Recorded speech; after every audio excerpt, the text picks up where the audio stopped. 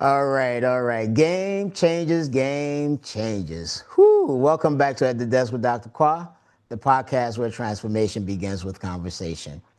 This is a space where we explore relationships, leadership decisions, and lived experiences that shape our schools and ultimately impact scholar success.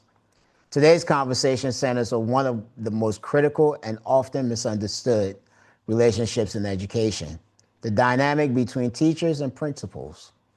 What does a healthy, productive, and transformative partnership actually look like? How do leaders build trust while maintaining accountability? And how can both teachers and principals operate in alignment to create thriving school cultures? Joining me today, as you can see on my screen, is Dr. Shanesia Davis, an accomplished leader with over 15 years of experience spanning the classroom, school Hi. leadership, district leadership, and executive talent development. As founder and CEO of UME Consulting, she specializes in building high performing teams, cultivating strong organizational cultures, and leading people centered change. Dr. Davis, welcome to the desk.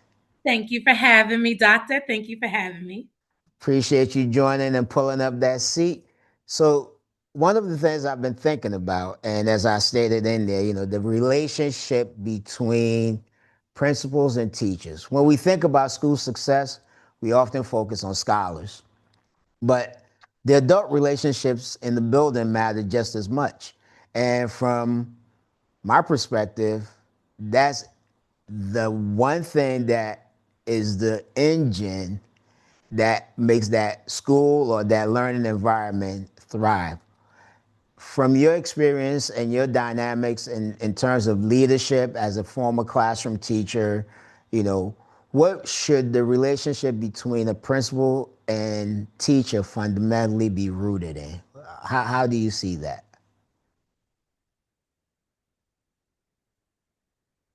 I think, first of all, I'm a proponent of all relationships rooted in love because when they're rooted in love, they're rooted in trust. They are rooted in a fundamental belief that we have each other's best interests at heart. So even when things do come up that don't feel pleasant, if we fundamentally understand that I want the best for you, you want the best Mm-hmm. for me, then from there, right, then any all possibilities are open. So I think at the core of any relationship should be love, which then gives way for trust, which is necessary to be able to learn in any environment by any person. Okay, okay. And so, as a former classroom teacher, share with us how you viewed your relationship with the principals or administration that you worked with, right? What were your expectations of them? What were some of the things that you felt in that sense, like a sense of entitlement to, I guess, for, I expect my principal to behave this way with me, irrespective of the fact that you are in a general setting where, you know, um, catering was not going to be or should not be the thing of the day. But what was your expectation when, as a classroom practitioner, dealing with leadership? Yeah, I think prior to when I got into leadership, and we know this very well because you were right, you were my vice principal my very first year of teaching. Right. So I think fundamentally, again, we going back to trust. I need to be able to understand and know because it's an area where we want the best for kids. And so if we want the best for kids, there's this continuous loop of feedback. Mm-hmm. And in order for me to receive feedback and enact it in a way that's beneficial for kids, my requirement is that I needed to believe that you wanted the best for me, my classroom, and my kids. Right. Because then I was willing to push myself out of my comfort zone and maybe try some things I wouldn't have normally tried because I know that you have a view that is wider than my view, right? You're seeing things outside of the scope that I can see it from my vantage point. And I needed to be able to trust that whatever you were delivering for me was something that would benefit me and my kids. See, but you do know that that makes you an anomaly, right? Because not every teacher. Come on now, just think about the building and where we were, and the. I hate to use the Yeah, verbiage because no, no, and you're it's right. Oh, right? sorry. Because I say practitioners are divas, whether male or female, right? And everybody expects to be dealt with in a specific way. You can't just talk to me. You have to ask me in this way. That sort of dynamic, right? And that's real talk, right? And I'm glad that you even push back on that, because we can even bring to highlight our dynamic initially. Because first, right, you're very direct individual, which I've learned to appreciate over time, right? In the moment, couldn't The stand that boy headed man. I was confused, right? Because I'm accustomed, and it was my very first teaching job, right? Right. So I hadn't had any sort of dynamic with with administration prior to, and we had three administrators, and this is real, right? In many places, you have more than one leader, and all three of you had three different approaches, right? So Absolutely. if I'm Absolutely. accustomed to Right. dealing with one, and then I come against this other personality, right? I Mm-hmm. needed to. So for me, what was a requirement is that I needed to know was my best interest at heart, and we were able to get there. But again, initially the reaction was, "Who? Who are you talking to?" Like, that was the initial My mama don't talk to me that way. reaction. So it definitely was different. And going back to that initial trust, right, rooted in trust, I was able to bring to you my concerns. You were able to candidly and directly, as is your personality, which I appreciate, right? Give me what you were able to express to me what your intent is and where you see me going. And then I was all good after that because I understood Right. that where you wanted to take me, right, is a place that I was like, we have a mutual agreement. Yes, that is where I Right. want to go. Right.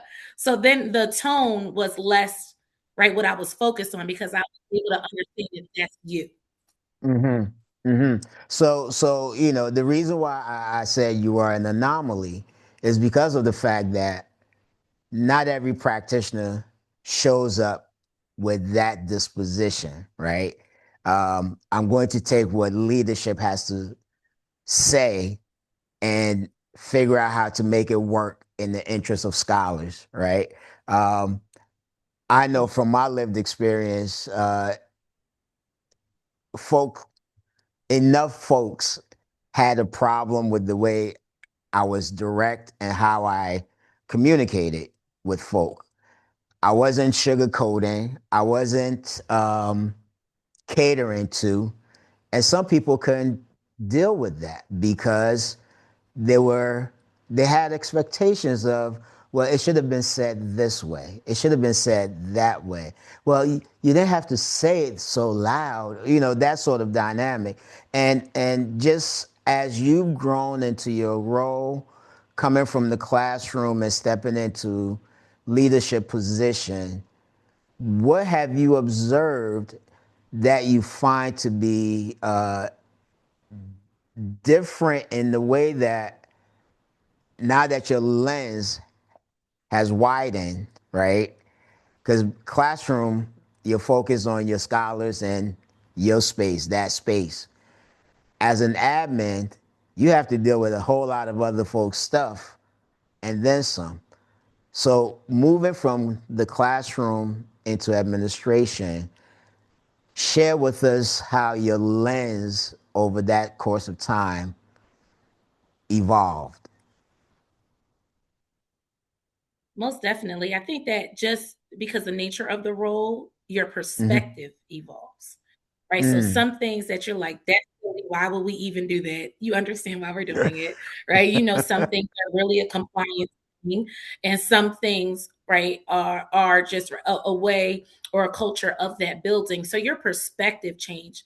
But I think that for me, what I fundamentally held on to in the classroom and moved out of the classroom and went into administration is what that shared vision is, right? So that language around shared vision hasn't changed for me. And you witnessed my classroom. It really was what is going to get us to this place that I know we all want to be at, right? And Absolutely. I wasn't Absolutely. willing. And I think what helped me both in the classroom and then as I transitioned out of the classroom was that was most important to me. So since that's the most important thing to me, I'm willing to kind of sit my ego to the side so that we can both get there. And then it's like, so whereas sometimes, especially in learning, it's uncomfortable. There's conflicts, right? There's outcomes that we're looking for. It's all of these competing factors. There's environmental factors that we can't control, but we're still responsible for the outcomes. So Mm-hmm. what I try to hold on to is what is in my locus of control. And I need it to be me and you against this thing. It can't be me and you against each other. So even when I was in the classroom, I carried that into leading adults because it's me and you against this thing. It's not me and you Right. against each other, right? It's me Right. and you against these other environmental factors. So how do we get in alignment and on the same team? But what I think I refuse to take upon myself is that this person is my enemy, right? This Right. obstacle is our enemy, right? Mm-hmm. And I think, again, I'm going to say it loud and clear. You are an anomaly. Trust me. You are among the few who was able to understand the the importance of we don't have to be kumbaya, but we definitely need to be on the same page in terms of rolling the boat in the same direction, right? Yeah, And you made a statement as to not looking at your admin as an enemy, but that's because that's part of the challenge, right? So this relationship dynamic between leadership and practitioner becomes contentious at times because individuals do not check their ego at the door before walking in. They absolutely. expect to be massaged and coddled and whatever else they come with those expectations. And so when those expectations meet a divergent expectation or response, individuals have difficulty reeling it in. So it becomes more about the person versus the mission versus the goal, right? And I think that is one of the things that's Mhm. really, really at the root of just even establishing trust, which then can lead to the full commitment to what the goal is. Absolutely, 100%. And that's why I originally started with love is at the basis, right? Because Mm-hmm. if love is at the basis, then I'm able to kind of put my ego to the side a little bit. However, what I say I took from the classroom into as a leader is I understood that in the classroom, that power dynamic difference, it was on me, my classroom. I understood that I had kids from various households with various parental structures and various experiences with previous teachers all coming into my space at the same time, right? And Mm-hmm. had different experiences with that power dynamic. For some were had to be adult at home and then they came into classroom and teachers were trying to make them kids all of a sudden, right? So just at the door. Whereas this kid got their siblings up, made them breakfast, and did laundry before they even got to school, right? Right. And now Right. I'm like, Right. stay in the kid's place. I have to acknowledge that this power dynamic is causing something. So in the Mm-hmm. classroom, I understood that that was on me to Mm. understand and work through. I had to set the conditions. So I took that same theology into leadership, whereas my role to set the conditions to thrive, right? We all have a part in that, but I really hold a high responsibility in my responsibility to acknowledge that power dynamic and try to level the playing field because at the end of the day, if I don't feel safe, I can't learn. If I can't learn, I'm not going to be able to improve for my kids. And the kids are Mm-hmm. going to be at risk when we're here trying to figure out ego, to me, Mm. it's not worth it. And I But would like is to say, go ahead. ego, I don't necessarily see ego as a bad thing. No, I, absolutely not. You need some of that right. I think to get ego, through the day. and there's a lot to learn from ego because I say ego lives in the past and it lives in the present. So it's trying to defend or it's trying to prove. So when I'm looking at ego, I'm like, okay, if I'm feeling some sort of way, I need to know what do I need to get from this. I just can't let ego be in the driver's seat, right? I need to No, glean no. from it, but I just can't let it be in the driver's seat. So I think when we try to pretend like, oh, you just, right, you can't have those feelings when you come in, everything gets shuts down, and now you're a teacher in front of kids. Theologically, we would like to see that happen, but humans are humans, right? So how do we Absolutely. address these things and honor people where they are? And I think that that creates a certain level of safety. Psychological safety is the So buzzword now, but yeah. so yes, yes, we like buzzwords in education. Uh so just thinking about hearing you and listening to you, I always want to just kind of deal with the reality of what is, right? And I've said it a couple of times already. You came into the position and into the field with a different lens. I'm curious now to kind of, glean from you where that disposition came from, because uh, you talk about checking ego. I always tell people I have Can to you check. I repeat that? check. Can you repeat that last thing?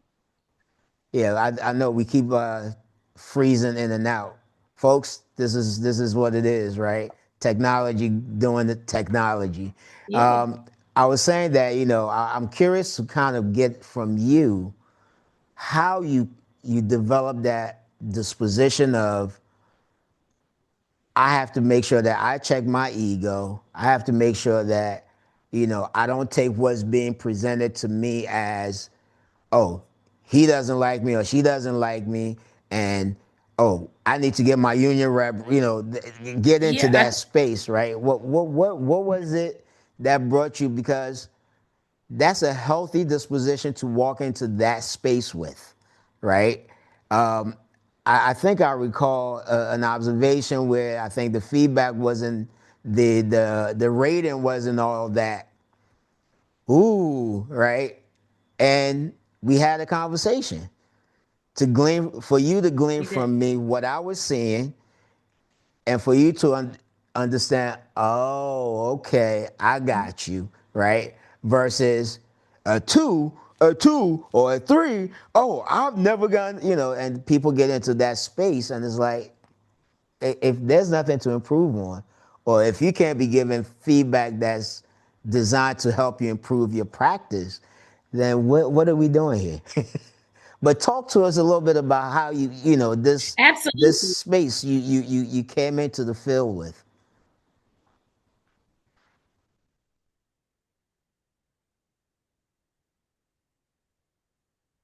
Mhm. And I You think that, especially in that case, again, going back to trust, I think the operative thing was is that we went through it, right? We had the opportunity to go through those scores. You were able to delineate for me where were the areas that, oh, okay, so this would look like this. And if you were to make this tweak, then we would move to the next level. You were able to delineate that for me. mm-hmm, Again, hinging back on trust, right? I could understand where it was coming versus, right, you not having a full explanation, or something like not everybody can get all threes or not everybody can get all fours. Sometimes as leaders we get into that space where you try mm-hmm, to excuse away a thing, or we feel as though, I'd like to say, make the implicit explicit, because just because as leaders we have it in the back of our mind, the justification doesn't mean that the person in front of you has the same level of understanding with that framework. So right, I've had that. I came into a district, one district, I was hired only to do evaluations. really, I knew no one. I knew no one. And I was hired to come in and only do evaluations. I didn't know who the top teachers were. I didn't know who the folks that was used to getting all wow, fours and distinguished. wow, I didn't know anybody. I just walked in, used the framework because I And was kept it certified in moving. that framework. And Right. being that I was certified in that framework, they hired me to come in and do the evaluations. Hmm. Well, needless to say, there few folks with a lot of feelings. Like Ah. who? And mind you, I'm young at the time too, right? Uh-huh. Most of the teachers were older than I was at the time. So basically, it was like, who this little girl telling me what I'm doing in my classroom, right? She doesn't know me. She saw me this one time, and I was naive not to expect that reaction. Okay. Again, going back as the leader, there's a power dynamic. In this particular district, folks' pay increases were dependent upon their Mm. evaluation. Now, here I come, a person that they don't know, don't trust, right? They don't know that I'm Right. certified in this instrument. They don't know that I've led development around this instrument across other districts. They don't have that background. They just know that I came in and did their evaluation and they have lower scores Mm-hmm. than what they had before. That's what they know. Wow. So I could, right, say, well, that's what it is. Or did you read the rubric? Like I could take that standpoint. And at the time, like I said, my only role was to do evaluations. I didn't have to see them again. I didn't have to, right? My only That role is was to interesting. do I think I might evaluations. want a gig like But I that had one an day. opportunity at that time. I know it was pretty cool. um, and I took that as an opportunity to take a step back, right, and say, "You're right. I'm meeting people where they are and their humanness. Yeah, it's Absolutely. frustrating to know that your score is now adjusted and now the raise that you was expecting to get, you're not going to get. Nobody's going to be happy about that. Right. And So, so I'm sorry. Finish your thought because I want to kind of follow up on that. okay. So what I did was is that I've set up the post eval meetings, but I granted an hour for each of them. And this was across this district because I knew, right, that there were going to be feelings about it. Mm-hmm. And I literally, the way I would do development is the way I kind of led that session.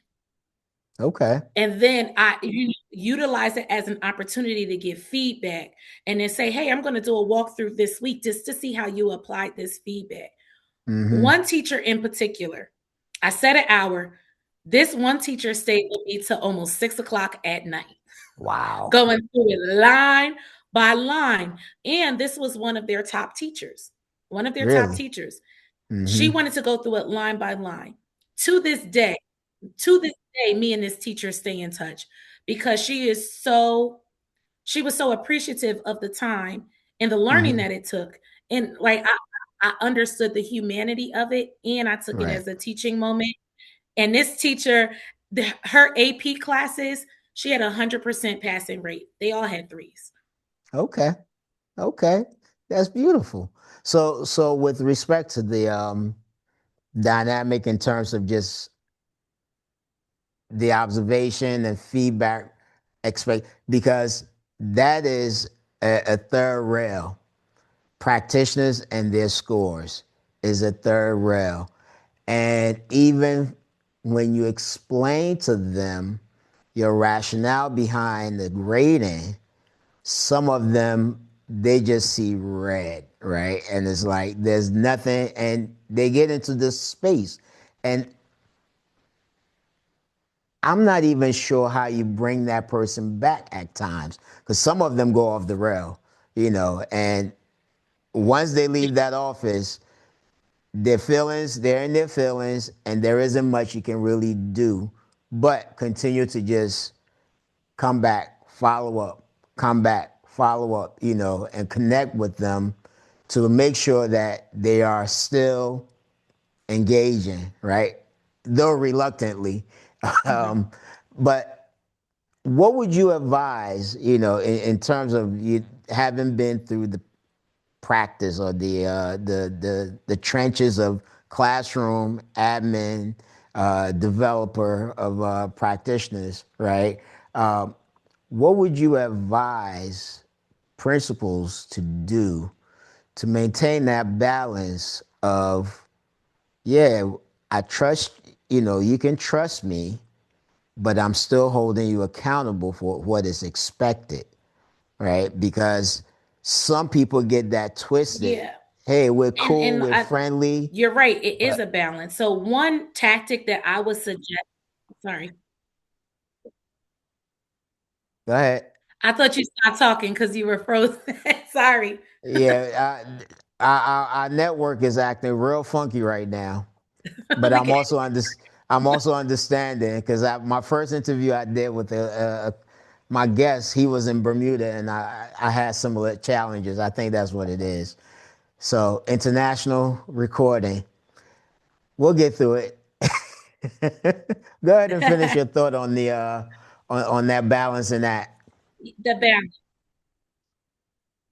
Yeah. One tactic I would use is especially if you're a leader in that school and that teacher hasn't seen you do any of those things, right? So a lot of times Mm, there's like a don't understand because you're right. not, it's easy for you to walk in and put your little score down on the paper and walk Mm-hmm. back out and go to your office. It's real easy for you to do that, right? That's the Right. reality. It is. So one thing that I like to do is I model, right? As Yep. I'm not just expect you. Let me show you what it looks like. Let's look at the reaction when it Mm-hmm. happened. And then okay, now you see how the in real time, what that also gives me is another insight. I get to see how then the scholars are reacting to me implementing this tactic, right? Mm-hmm. And then see what the nuances.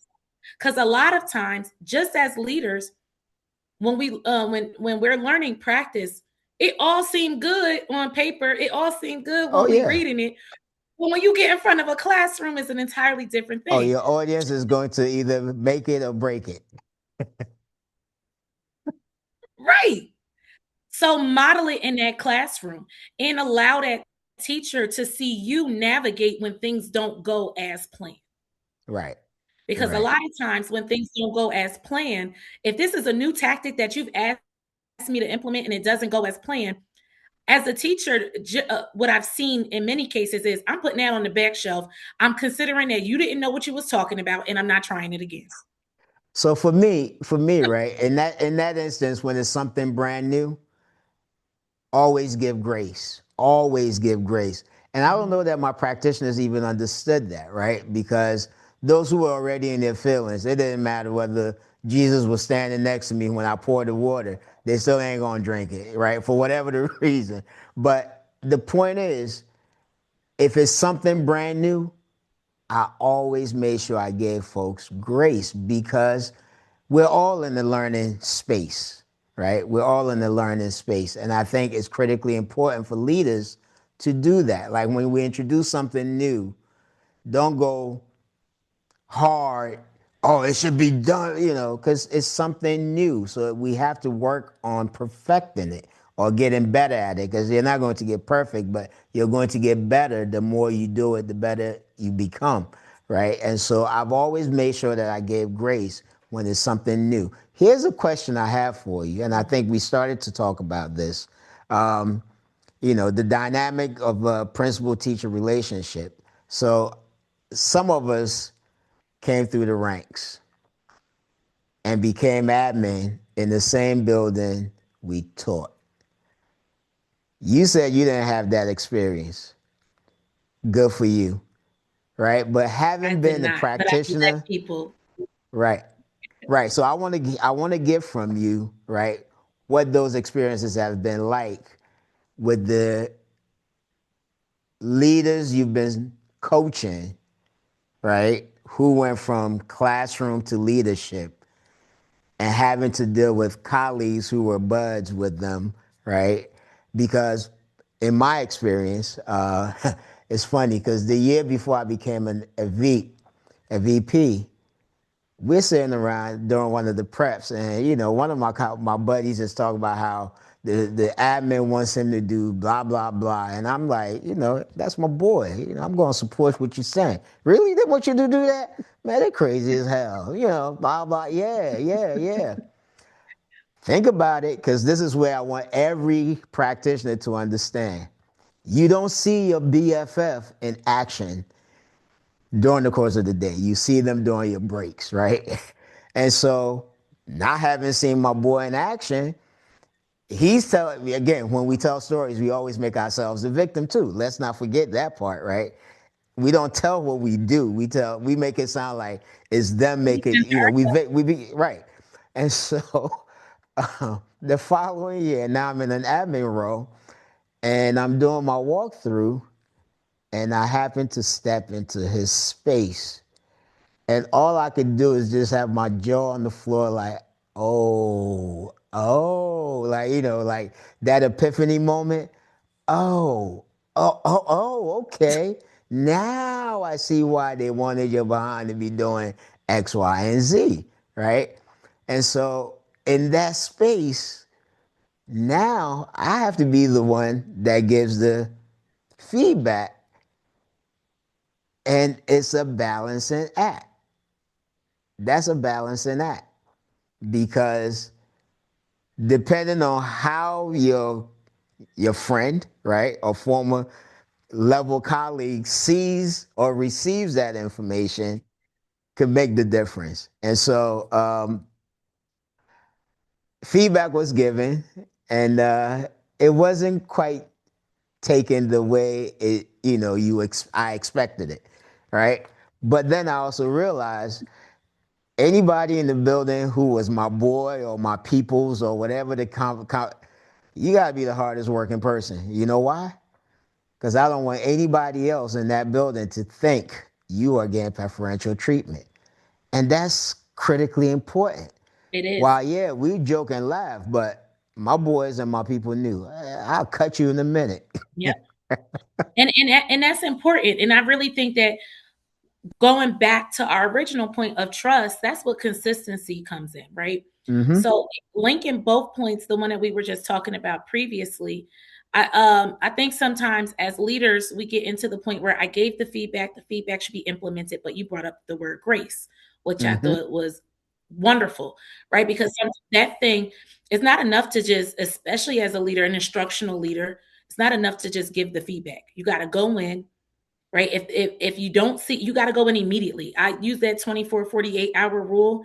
If you didn't go Mm-hmm. back in that classroom within 24 and 48 hours, you might as well have not even gave a feedback, right? So you go in and you see so that you can give additional feedback. And I think in many cases, some teachers don't see you come in as a leader until it's time for evaluation.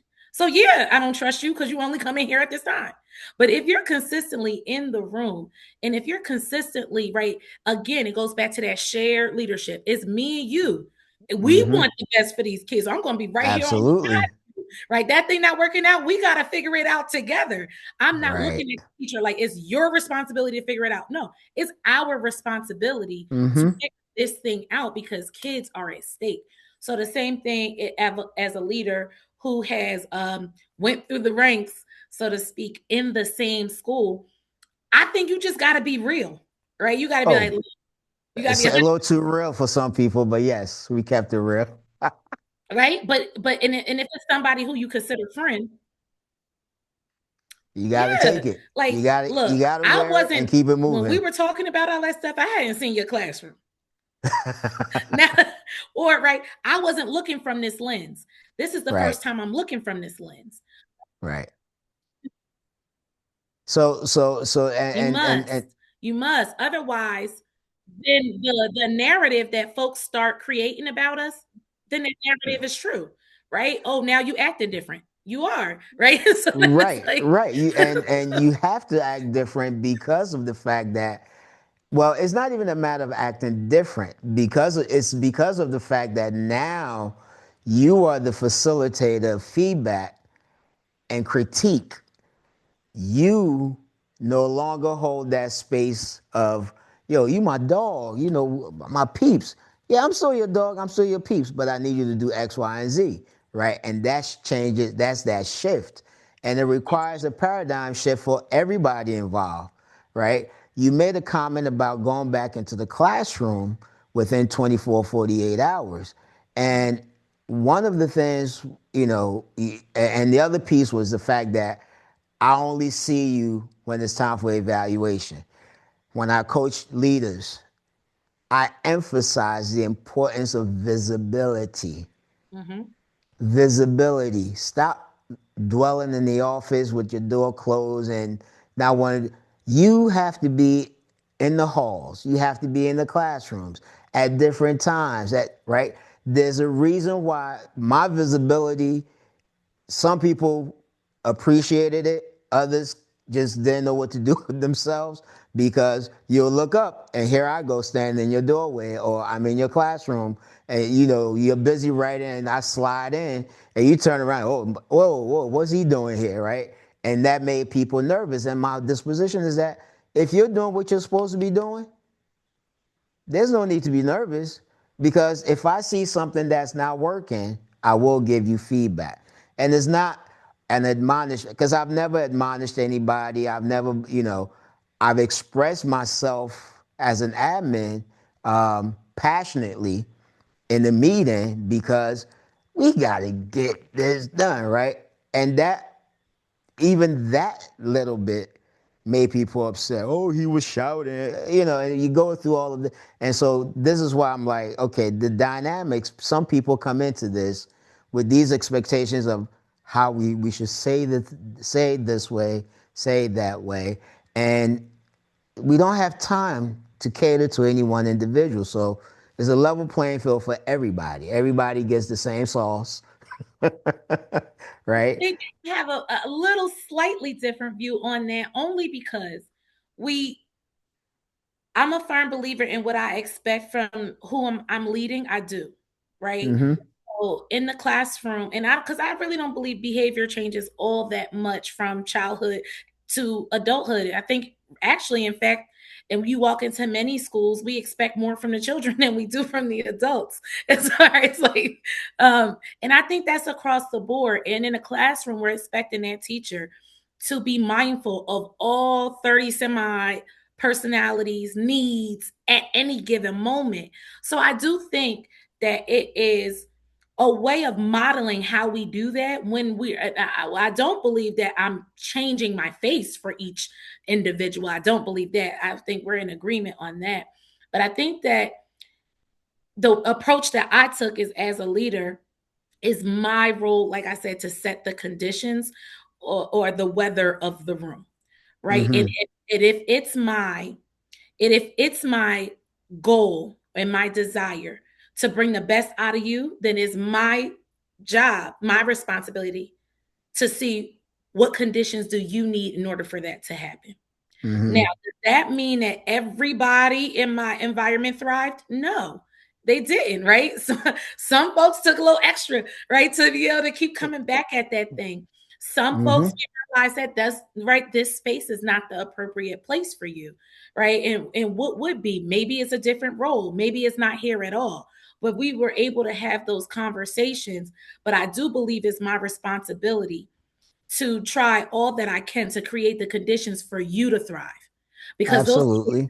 your room are dependent upon me, my ability to do that. So I do take that as my personal responsibility. Because So, everybody have their undercurrent stuff, right? oh, So absolutely. that we address, like we address tone, we address, I'm doing a workshop tomorrow on tension is talking, are you? And it's really about all of the stuff that we engage with in conflict, Mm-hmm. healthy conflict or unhealthy conflict, but then all of the stuff that's underneath. And what we realize is that, right, if we're engaging in conflicts, healthy or unhealthy, I'm Right. still bringing my underneath stuff just like you bringing your underneath stuff. Absolutely. Absolutely. And I think that's part of the dynamic. Um, I think we talk about this whole process also has to include something that you and I spoke about some time ago, and that's that emotional intelligence, Absolutely. right? Some people walk in with a firm understanding of it. For other leaders, it's developed equally. That's something that also has to be developed in the practitioners that you deal with, Absolutely. because they also have to understand everything can be their way or the highway, or I'm getting my rep or whatever the case might be. So it's almost like a tango, right? Yeah. We have to work it so that we're not stepping on each other's toes. And I don't know that there's always that space because of just the demands and the push and right. While some leaders may have good intentions, this isn't how I want to run this thing. But you know, downtown is on my back. I got to make sure that this gets done, that gets done, right? And so the fact that we're also pulled in a million, and sometimes I don't know that practitioners see that aspect. So that level of selfishness on their end makes it appear as though you just don't care about me, blah blah. But it's not really about you, right? We have to all of these elements that have to be dealt with, and that position of leadership can be a very lonely space, It's extremely right? lonely, Can be especially. a very lonely space. Yeah, it absolutely a lonely space. And that's why I do believe in community. I believe in like what you're doing here, having these platforms so that folks can hear that, oh, okay, I'm dealing with this, you dealing with this. And again, to me, it's right, this is a problem to be solved, right? Doesn't mean that it has to be fixed today, but we can't turn our back on it. And one thing that has helped me kind of meet folks where they are, both when I was leading teachers and when I was leading leaders who lead teachers, Hmm. was I had to be able to check what assumptions am I making. Like I see the facts in front of me. I heard what was said, right? I saw how it was delivered. But then I have to understand there's the facts, but then there's how I am interpreting the facts, right? And Right. that has to be considered as well. So I think that what has helped me to create environments, even under very tough situations, is that I'm constantly reflecting on me because that's the one thing I can control, right? Absolutely. So when you talk Absolutely. about emotional intelligence, I'm always aware. I'm very, very aware. Do I get it right all the time? No, right? You practice emotional intelligence. There's no, I say on my show, there's no arrival because there No, isn't, no. right? I mean, but the more you practice, the better you become, right? At understanding and being able to engage others in a meaningful And way. your Right. patterns, right? So you know when you start to get that little feeling in your chest when somebody got on you know what that feels like. And then it's up to you to understand how you come across after that. Because again, no matter what, as leaders, we're modeling hands down all the time. And I think Absolutely. in many cases, we have the best intentions to create these environments and not necessarily aware of how we come off under stress. So we want the Mm, environment that is the ideal environment. However, what we model under stress sometimes doesn't mirror what it is that we say we want. So, right. what I say is, Right. right, what is it that you want to be true? And then your behaviors need to follow what you want to be true. And a lot of times that's not our ego's first response. Mm, mm. Well stated. Well stated.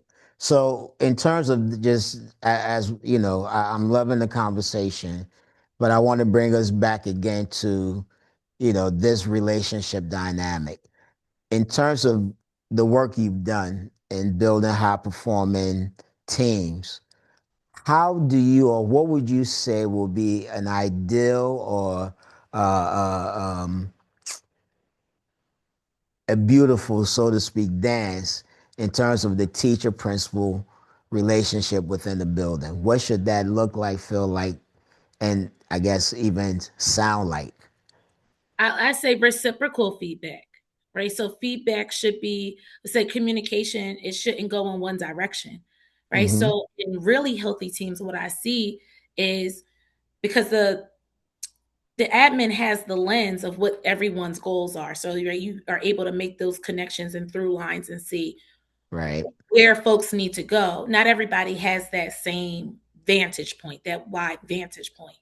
So in healthy teams, what I've seen is leaders share what they're after, right? So even with their work, not only just your school goals, but what they're after personally, right? So Mm-hmm. it might be, right, I'm really trying to make sure one of the things I'm working on is building trust with the teachers. And I want teachers to be able to come to me and right, give me feedback on that process. I'm trying this thing because we know the skill that they're trying in the classroom, right? We know Mm-hmm. what we want the outcome to that skill to be. But it looks like, right, where this person pointing and just all information and feedback is going that way. And the only time we typically get feedback is when either you've heard it through the grapevine from somebody else Mm-hmm. or there's a blow up and you just can't avoid it because now some stuff Right. is saying. Right. Right. And we don't want that to be the case. We want it to be a healthy two-way piece of feedback. So what I was in healthy teams, I've seen not only is it made visible what the teachers are after, it's also made visible what the collective and personal goals of the admin is after. So therefore, just as you give feedback, you also get to get feedback. And when somebody sees you constantly applying feedback that you're getting and improving your craft, again, you're modeling. If I give Right. you feedback and then you give me a reason why you did it, and I just don't understand because I don't know what's going on at central office, and I don't, if you give me that, then I'm learning to be defensive when you give me feedback. You just don't Right. understand. I had two kids talking at the same time. The parent just called me, right? Then we get into this versus Right. regardless of Right. circumstance. This is how we apply feedback.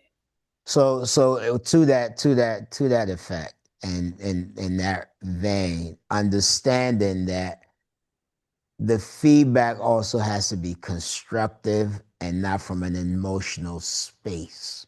Absolutely. But that's why I Right. said be very specific about what the goals are. Because then the Right. feedback is around the goal.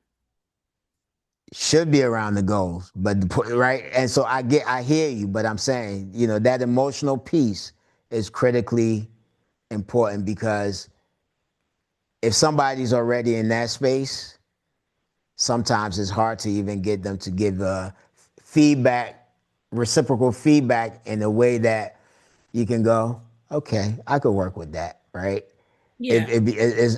So, and the reason why I'm kind of leaning into that, because I want to kind of get from you, what are some of the subtle behaviors that signal a toxic versus thriving culture, right?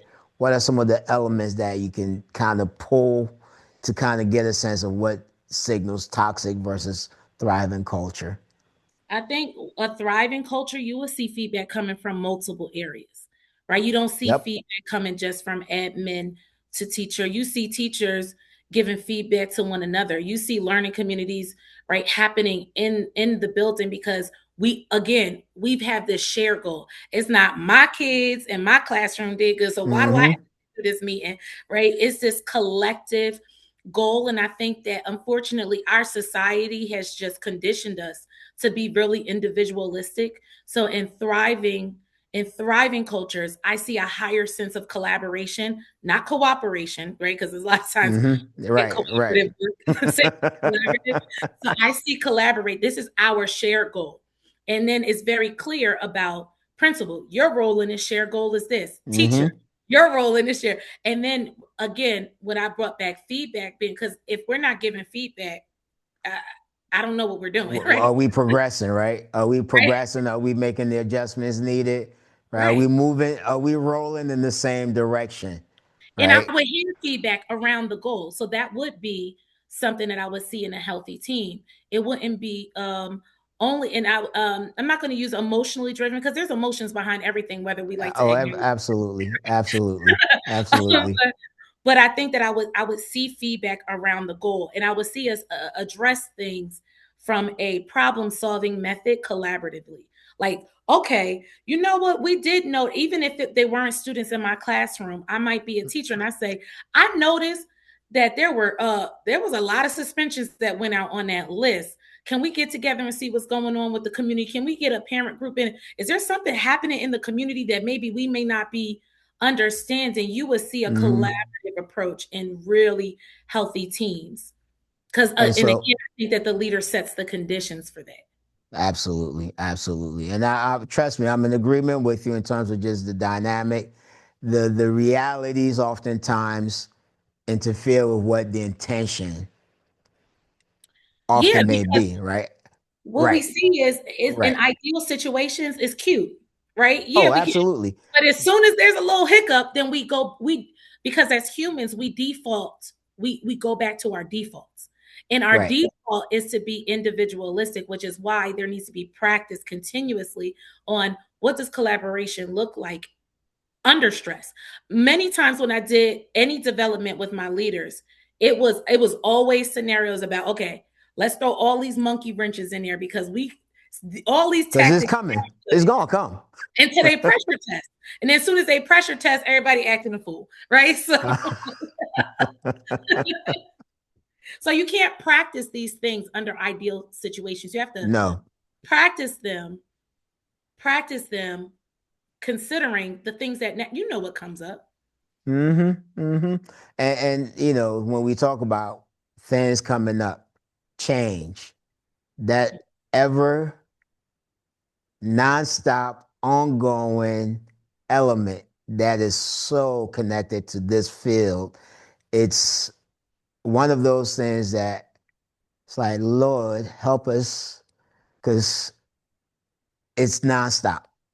Mm-hmm. How would you advise leaders with implementing change in a way that allows for practitioners not to feel the burden of it? Because Yeah, I know what I did as a, you know, as a practitioner, though my staff, very few saw it and appreciated it, but overall, you know, I don't think the majority understood that we are not throwing the whole kitchen at you. You don't, like, I'm fighting downtown yeah, and you want to fight me because I'm only giving you a fraction of what they're saying to give you. yeah. And you want to fight me like tooth and nail. And I'm like, y'all about to make me just dump the whole bucket, you know? Right. You want to see the whole list that we had to implement, right? Right, No, right. no, that's real. That's real. And I think again, I keep sounding like a broken record, but that practice, because I think that in many cases, right, things come up and they come up by the time they come up, it's already high stakes. Mm-hmm. Enough Absolutely. at low stakes, right? So right, if we're practice implementing these things, and again, being 100% real, right? And that's like I said, the one thing I appreciated, one of the things I appreciated about you, when you were the vice principal and I was a teacher, was right. You were 100% direct. I get it. If you telling me this thing, okay, here's what we're being asked to do. Here's the outcome.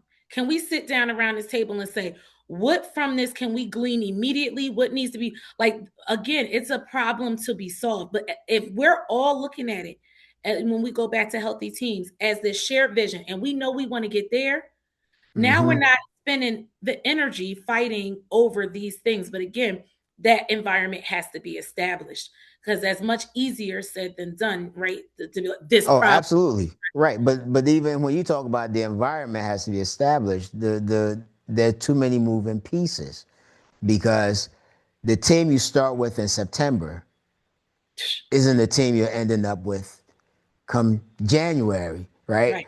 Or June. So that's another, you know, so when I talk about change, the dynamics are Problem. constantly evolving.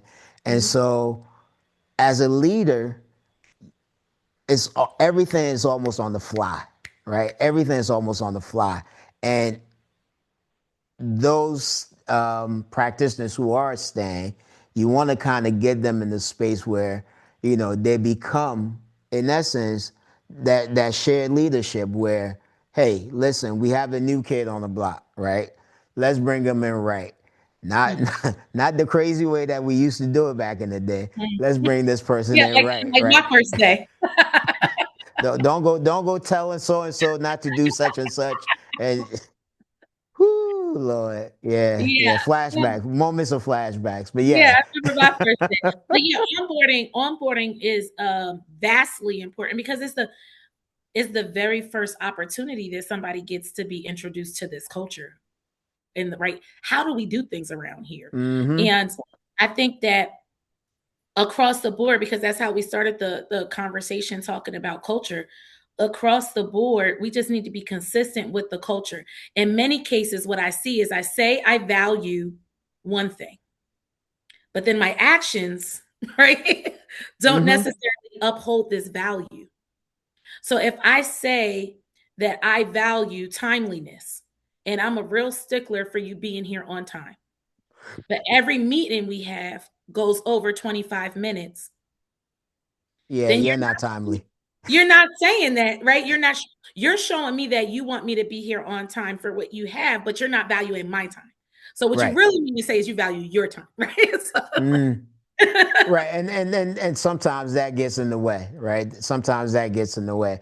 I remember my first year going back to the middle school, and there was a meeting, so for me, again, I'm stickler for time.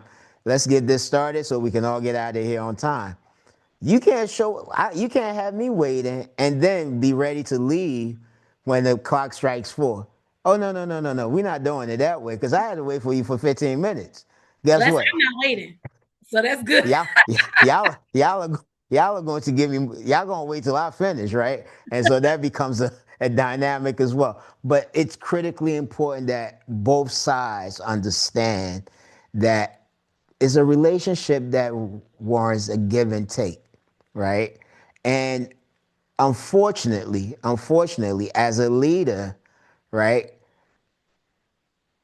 you're going to require more of your staff in a way that some of them are not prepared to give, right? And that's part of the challenge, right? So I see we've been here for a minute, and I think I'm loving the conversation and the discussion, despite our glitches, right? I want to kind of get into some practical elements. What are 3 things that principals can do immediately from your vantage point, from the trainings that you've been doing, from your lived experience working with admin in different capacities and in different ways? What are 3 things that principals can do immediately to kind of strengthen the relationship dynamics that they have with their practitioners in the field? Absolutely. I think the one thing that they could do immediately is to first go on a listening tour if you haven't, right? And Intentionality. Be intentional about that too. Yeah. spend the time to, but be very clear about what you want as a result of the listening tour, because nothing feels more disrespectful than speaking to me and then I see nothing happen after that, right? Right. Like, because then I'm like, okay, this is just perfunctory, right? This is Mm-hmm. like, Mm-hmm. so Yeah.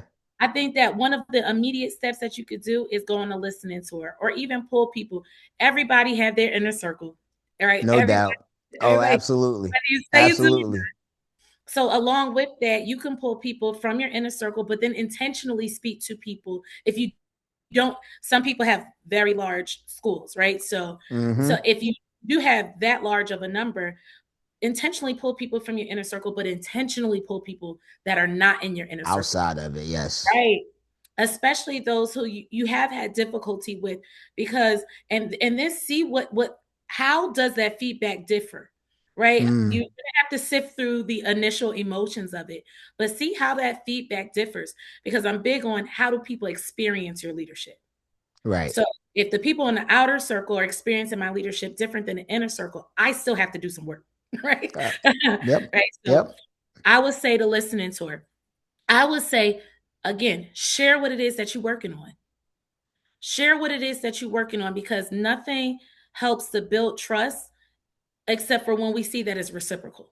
If it No looks doubt. like you're the all knowing person, right? And I'm the one who always has to fix something, and you're walking around telling everybody what to fix. When there's a power dynamic that hasn't been addressed, or you haven't been able to balance that out, that's always Mm-hmm. going to be a block. No matter Right. how hard you try, it's going to be a block. So if you don't address that block, you're going to be basically working uphill. So you're going to be expending additional energy trying to get through that block when you can just address the block. Mm-hmm. Address the block. So I would say that. And the last thing, I just had it on my brain that I prioritized. I'm trying to make it come back to me. Oh, the last thing, again, model what it is that you want to see, Okay. right? And like you Okay. said, because there's so many initiatives coming down at one time, right? And I like Mm-hmm. at Yes. any given time, just like when we had the right standards, right? There's the content, but then there's the concept. And whatever Yes. is the priority of the school. Say, for instance, and on this grade band, there's a certain standard that is being that is the priority standard for that those weeks or that unit, that month, whatever the time frame is. Mm-hmm. Concept. How is that leader modeling that concept with that grade level or that grade band? That is one, I think, underutilized superpower that we have in our back pocket, because you're modeling regardless. So if we get No. really Yep. intentional about what we're modeling, I think that that's something that leaders can take tomorrow, right? Okay. And Okay. model what it is that they would like to see on a consistent basis. And the key is consistency. Yeah, don't try it and be like, oh, that was it, didn't work. Yeah, I did it last week. This week we going on to something else, Exactly. because yeah, we just got to move forward. Yeah, yeah. Exactly. And with that, make sure that it right, you have to go to mastery. And that's one Okay, thing that leaders don't necessarily consider, because we're expecting teachers to go to mastery, right? Otherwise, what are they teaching the standards for? So if they're not going to mastery, leaders need to model what does going to mastery look like. If we pick up something, drop absolutely. it, then pick up another thing, drop it, and then you don't understand why we're staying surface level in a classroom on these standards, well, look at the way we're modeling. How do we But address it? the other component to that piece is also the fact that time, Mm, always. time, right? Um, it's one of those elements that we don't have enough of, Never. right? We don't have enough of that, and everything is expected from lead, not only from the principal's lens, but from also above. And oftentimes things are in the works that we should have gotten in October so that we could be working on it by January. We don't get the word on it until a week before it's due. Right? Oh, by the way, we going to do X immediately. And it's like, yo, like, you now telling us, right? Mhm. And so now the pressure is on to, put the added pressure on the practitioner, and then which also falls on the scholars. And so all of these things, time is a huge factor in the process. Before we close in total, I want to ask you a few final reflection questions here at the desk. Uh, my leadership inquiry for you is: what is the most important leadership quality needed to build strong school cultures in today's learning environment or in today's schools? Emotional mastery, I think, is one of the most skills, because a lot of what I see in leadership is we do a lot of teaching about what leaders should do, and we don't do enough leader development on who a leader needs to be and Okay. what to do. Right. So we talk about the competencies, but we have less discussion, or we teach it as just that side thing when we talk about character. So Mm, I think emotional mastery, because then that allows you to be able to sift through some of the noise and the distraction and be able to get to what's most important. So I okay. really, Okay. a lot of the development I do is on who the leader is, because everybody can read the book, read the Mm-hmm. tactics, but to implement them is different, and that needs a certain level of emotional mastery. Okay. Okay. And here's my education question for you: what is one shift schools must make to better support educators? Meet them where they are, Meet them where not they where they are. should be, Now what?